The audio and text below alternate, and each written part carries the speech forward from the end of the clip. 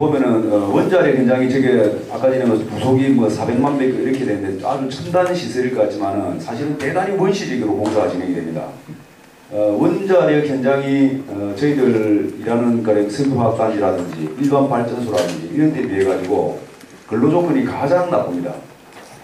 첫째로는 그 작업 시간 같은 게 근로기준법 자체가 안 지켜져요. 근로기준법은 하루 8시간 일용공들도 그걸 기본으로 하고 있거든요. 지금 같은 경우는 그게 이제 우리나라 전체 건설 현장이 일반화되어 있는데 원자력 현장에는 하루 10시간씩 일을 시킵니다. 임금을 더 주는 게 아니에요.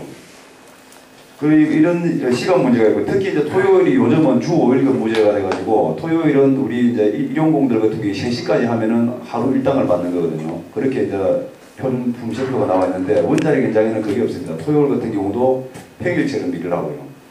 그리고 이 인력들이 대체로 보면은 좀 기량이 좀 떨어지는 분들이 많아요. 왜 그러냐면은 임금이 적기 때문에 그렇습니다. 시간은 길면서 오히려 임금은 같은 용접공이라도 좀 떨어집니다. 왜 그러냐면은 원자력 즉 건설 특징이 도움 있지 않습니까? 외관상 보면 도움 있잖아요. 콘크리트 도움, 동그랗게 생긴 거 있잖아요. 그 안에서 대단히 밀집된 형태로 작업을 합니다. 그리고 이제 한번 가령 배관을 만들고 나는 것 때문에는 일단 공장이 돌아가기 시작하면은 뒤에 수리하는 비용이 어마어마하게 많이 듭니다. 그래서 처음 만들 때 하자가 없어야 되거든요. 그렇기 때문에 이제 작업상 특성이 보면은 검사가 대단히 많습니다.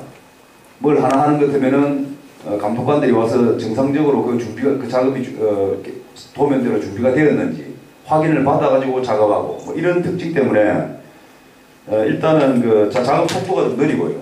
그 다음에 이러다 보니까는 기량이 그렇게 많지 않은 사람도 그 일을 감당할 수 있는 이런 조건이 됩니다.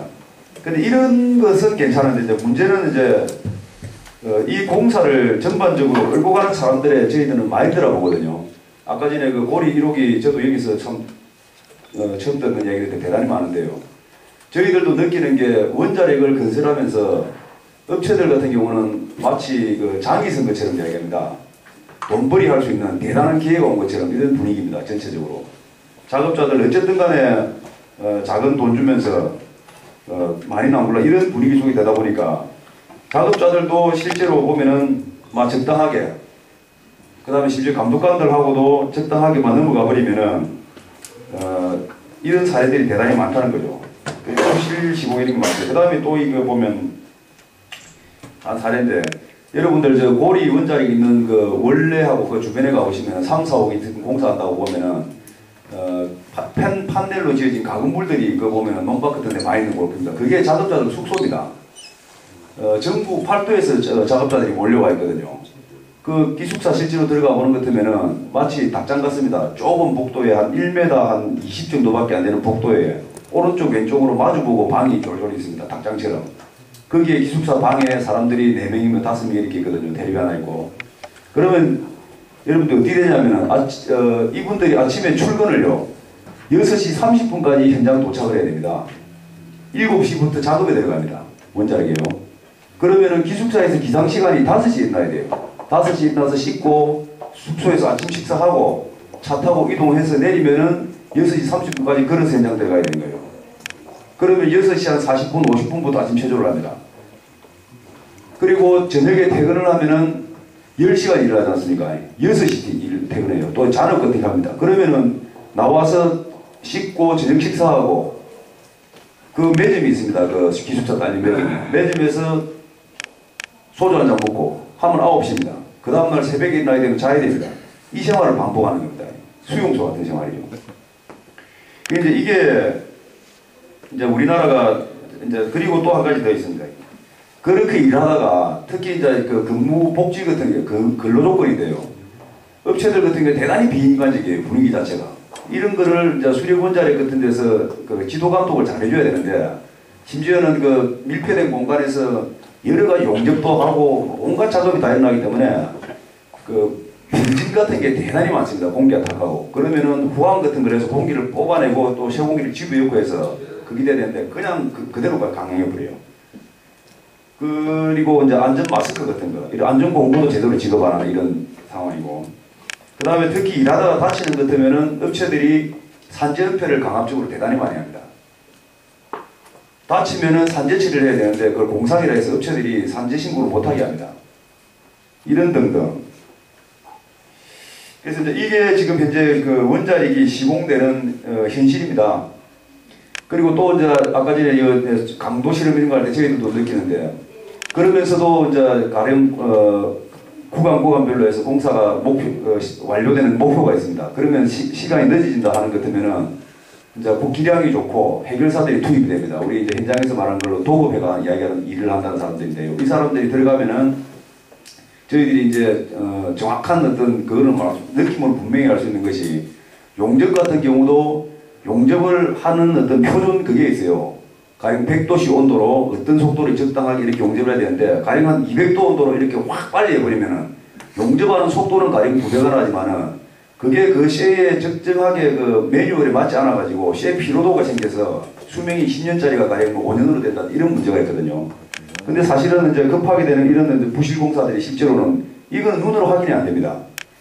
이런 것들이 아까 쭉 말씀드린 시공상 부실 과정에서 얼마든지 일어날 수 있다는 이런 걸 저희들이 좀 말씀드리고요. 그 다음에 또 이제 한 가지는 참 웃기는 게, 아까 전에 여기 지금 여러 가지 원자력 문제를 조사하시는 분들 저희들 심정을 알겠는데, 저희들이 이제 이런 등등의 문제, 저희들은 물론 원자력 문제 때문에 조합원들 어떤 그 근로조건 문제 때문에 노동조합 활동도 하고 이러면은 조합원들에 대해서 블랙리스트를 만들어가지고 취업을 안 시킵니다. 이거는 협력업체가 하는 것이 아니고 수력 원자력에서 그렇게 해요. 국가기관산업이라는 데서 이렇게 해요. 그리고 저 작업자들을 모아서 사실은 그 협박을 합니다. 이 현장은 국정원에서 관리하는 현장이기 때문에 쟁의도 할 수 없고 하면 큰일 난다, 이런 식으로 해서 작업자들이 아까 전에 그 산재도 그렇게 못 받고 장시간에 부당하게 되는 이런 걸 개선하는 이런 거에 대해서 누르는 거예요. 그리고 저희들이 이제 이렇게 이제 지내다 보면 이런 겁니다. 전기보수, 아까 전에 우리 첫 번째 발자하신 교수님 말씀하셨는데, 지금 월성에 고리에 가는 것 같으면 거리에 막 현수막이 붙어 있어요. 그 터빈이, 제가 듣기로 터빈하고 모터 쪽에 부속을 갖다가 원래대로 매뉴얼대로 하는 것 같으면 새 부품으로 갈아야 된답니다. 저게 원자력이라는 거는 돌아가다가 중간에 고장이 나버리면 대형 사고가 나기 때문에 정기 보수를 합니다. 일정 기간 돌리다가 어느 시기에 세워서, 그러면 수명이 다 된 모터라든지 부품을 그때 갈아가지고 또 계속 돌려야, 돌리는 중에 고장이 나면 고칠 수가 없으니까요. 이렇게 되어 있는데, 그걸 갖다가 근거를 그대로 두면서 실제로는 가짜로 이제 갈았다 이런 식으로, 아까 전에 시공상 부실이 실제로 전기보수의 부실 이런 거 하고 그대로 연결되는 사례, 지금 실제로 그거는 저희들한테 안 알려져서 그래. 이번에는 사고가 나가지고 그 주민들한테도 그게 다 알려지고 누가 어떤 잘못을 했다는 게 그거 사실 자체는 드러났더라고요. 드러나가지고 주민들이 우리 다 죽이려고 이러느냐 하면서 이제 누구 옷 벗고 나가라 이런 식으로 해서 이제 플랜카드 붙이고 막 항의하는 이런 지금 문제가 나와 있거든요. 운영상 부실이죠. 예. 그리고 또 이제 이게 앞으로 이제 한번 알아봐 주시면 좋겠는데, 저희들이 이제 제가 사실 이런 자리 주제의 초점이 이런 거였을 줄 알았으면 저희들이 좀 더 조사를 할 수 있었는데, 저희들이 이제 보수 작업을 합니다. 그러면은 가령 그게 뭐 1호기라든지 2호기라든지 기존 돌아가고 있는 거 있지 않습니까? 이런 게 제가 정확한 위치는 모르겠지만 방사능이 누출되는 자리가 있어요. 그러면 우리 그 영화에 보듯이 그 보호구 쓰고 납 달고 이렇게 해가지고 용접사들이 들어갑니다. 배관에 빵꾸 하나 있는 그 자리에 일반 사람들은 못 들어가고요. 그러면 거기에 들어가면은 뭐 이거 뭡니까 방사능 그 비폭 그 해가지고 10분이면 10분, 20분, 20분만 나와야 되고 이런 식으로 작업하거든요. 근데 이제 이 사람들이 저희들은 대단히 이제 참 그건데, 이거를 하도급을 줍니다. 이 공사를 하도급을 주면은 그거를 작업자들은 정확하게 고지를 하지 않아요. 그래서 아까 전에 피폭 옷을 적당하게 입혀가지고 저희들은 느낌으로 그렇게 느끼고 있습니다. 분명히 속인다고 생각하고 있습니다. 가령 20분 들어가고 나와야 되는데 실제로 들어가서 돈 좀 더 주고 막 시키는 이런 사례들이 많거든요. 심지어는 사람이 못 들어갈 자리까지도 하지 않느냐, 이런 사실은 의문들을 많이 가지고 있습니다.